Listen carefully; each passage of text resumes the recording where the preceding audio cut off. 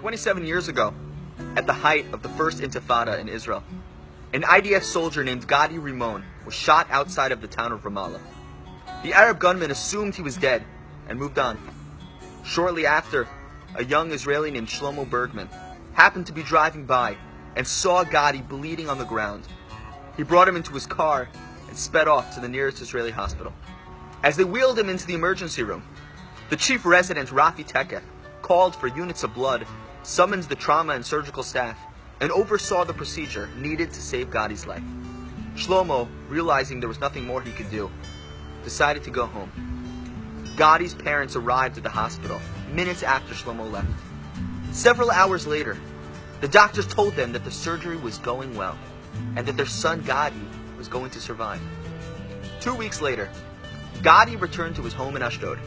His mother, Tamar Rimon, desperately tried to find the boy who saved her son's life, but she had no way of identifying him. She made endless phone calls and hung up signs in the grocery store that they own, as well as in stores throughout Ashdod and neighboring villages. The Rimon family needed to thank Shlomo for saving their son. Almost a year after the incident, Shlomo's mother, Anat Bergman, was visiting friends in Ashdod and happened to stop by the Rimon's grocery store.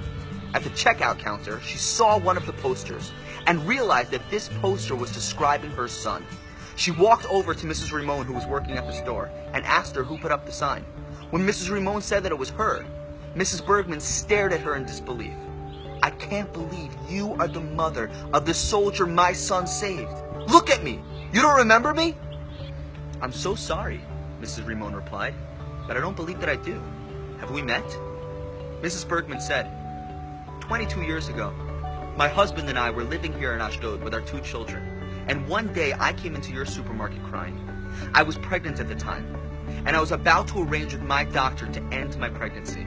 I was crying because I did not really want to get an abortion, but felt that because of financial issues I was having, that I had to. You happened to overhear my conversation, and you and your husband sat down with me for hours. You did not tell me what to do, but were instead so encouraging and supportive. You gave me advice and guidance. You helped me figure out a financial plan. And in the end, I decided not to go through with the abortion. That precious child that I gave birth to was Shlomo." As tears flowed down both of their cheeks, Mrs. Bergman hugged Mrs. Rimon and said, "You saved my son, and in return, my son saved yours." The Hebrew word, benasnu, and they shall give, is a palindrome. The word reads the same backward as forward. The reason is because giving is cyclical. One who gives always receives in return. In the end, it will come back.